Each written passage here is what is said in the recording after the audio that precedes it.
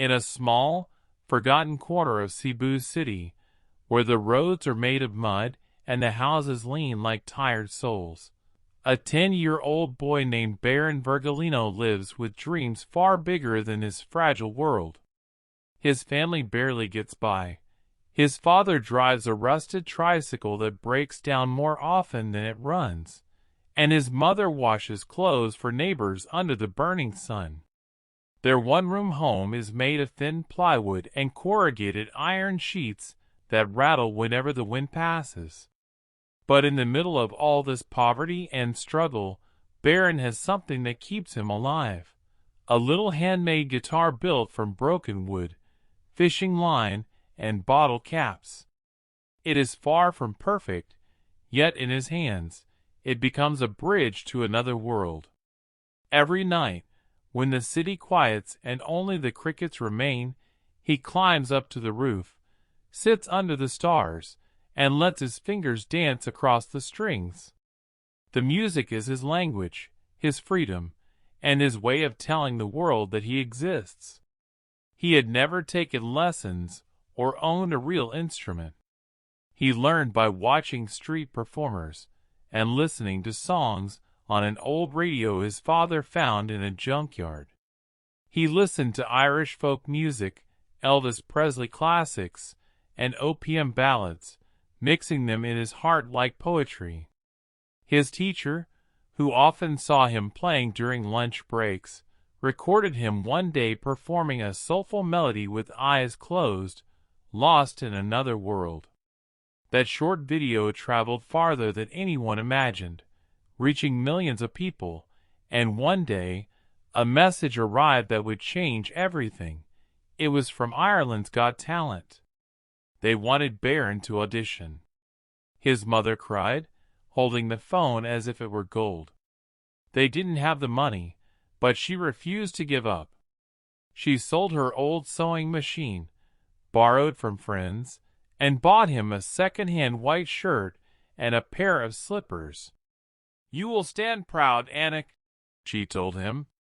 "Even if your guitar is made from scrap, your soul is gold." When they boarded the plane for Ireland, Bayron had never even seen an airport before. He held his mother's hand tightly, staring at the lights, whispering prayers in silence. As the plane rose above the clouds, he looked down at the islands fading away and thought, "I will make them hear my heart." When he finally stood on that huge, glowing stage in Dublin, surrounded by thousands of people, his knees trembled. The judges, Simon Cowell, Amanda Holden, and Louis Walsh, watched curiously as the barefoot Filipino boy adjusted his small guitar. Simon leaned forward with his signature smirk, as if trying to understand what kind of story was about to unfold. The crowd quieted. Bayron took a deep breath, bowed slightly, and said in a trembling voice, "I come from Cebu, Philippines. I just want to make my mama proud." And then he began to play. The first note was pure magic. Every vibration carried the weight of years spent in silence and struggle. The sound wasn't perfect. It was raw, human, and heartbreakingly beautiful. His fingers moved fast, full of grace, emotion, and courage. The crowd felt every note pierce through their hearts, like a cry from the soul. Even the judges, who had seen everything, looked stunned.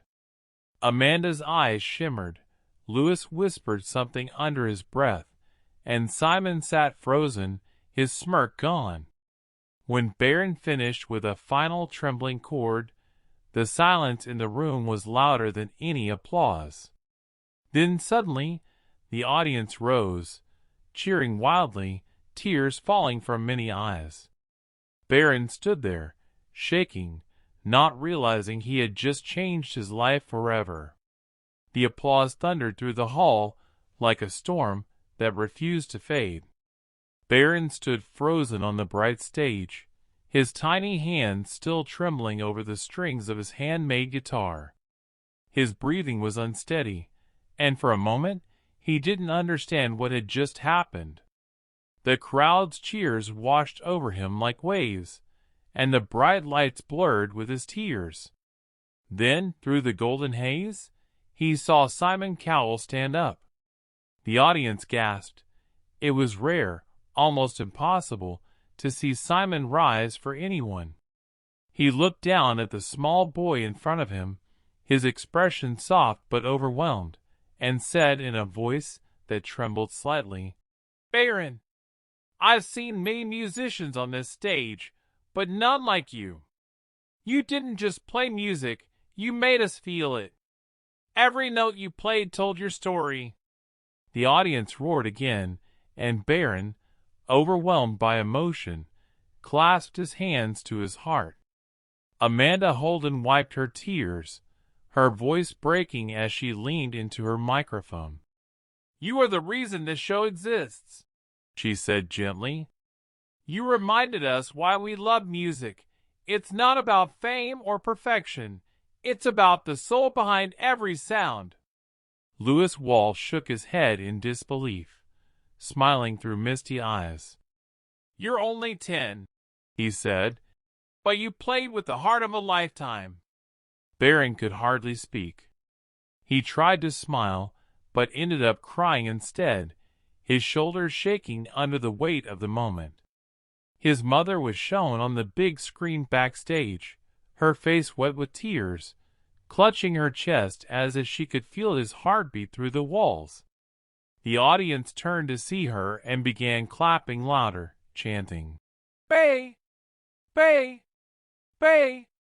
It was a sea of people, strangers united by one boy's song.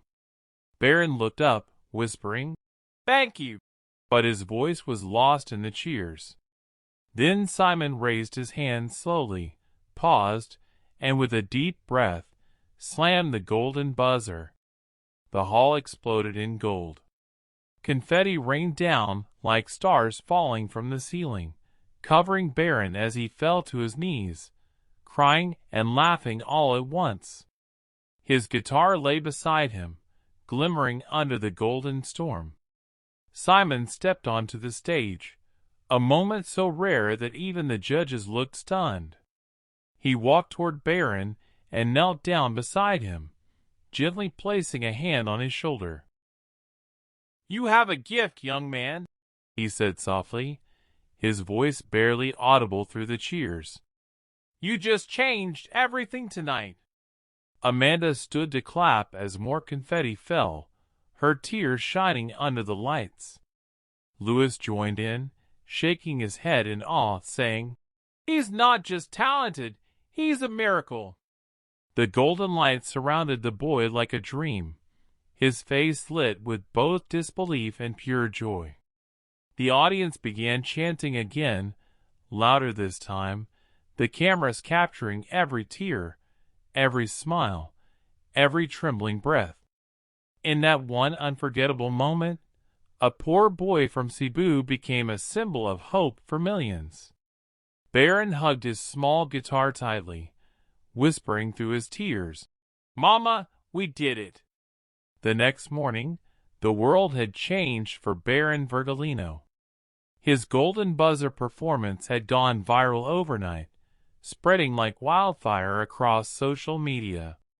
Every news outlet and entertainment site shared clips of the barefoot Filipino boy who made the judges cry. The video title read, "10-year-old from Cebu melts Simon Cowell's heart on Ireland's Got Talent." Within hours, millions of views poured in. People from all over the world commented words like, "Pure soul, angelic," and "the boy who healed hearts with music." Meanwhile, in the same small shanty in Cebu, Bayron's mother sat on a wooden chair with a neighbor's phone in her hands, her tears falling freely as she replayed the video again and again. The sound of her son's guitar echoed softly from the tiny speaker, and she pressed the phone to her chest, whispering, "That's my boy, you did it, Anik." Outside, neighbors gathered around, clapping and cheering, as the image of golden confetti raining down on Bayron flashed across the screen. In Ireland, producers rushed to interview him, journalists waited backstage, and fans lined up outside the studio holding signs that read, "We love you, Bay," and "Cebu's Angel." But even with all the cameras and noise, Bayron remained humble and quiet. When a reporter asked him how he felt after receiving the golden buzzer, he simply smiled shyly and said, "I'm happy because I made my mama proud." That single line broke hearts all over again, replayed in countless edits and fan videos online. Simon Cowell himself tweeted a rare message. "This young boy from Cebu reminded us what real music feels like. You showed them that even a child from the slums can shine like gold." Bayron listened silently, holding his little guitar close, his heart swelling with emotion. "Mama," he whispered, "this is for you." That night, back at the hotel, he stood by the window, looking out at the Dublin skyline. The lights reflected in his eyes like distant stars. He strummed his guitar softly, playing the same melody he had performed on stage, this time for no cameras, no audience, just himself. The sound drifted through the room like a prayer. In that quiet moment, Bayron wasn't just a contestant or a viral sensation. He was a boy who had carried his mother's dreams across oceans and turned them into music. The world had fallen in love with a little boy from Cebu, and his story had only just begun.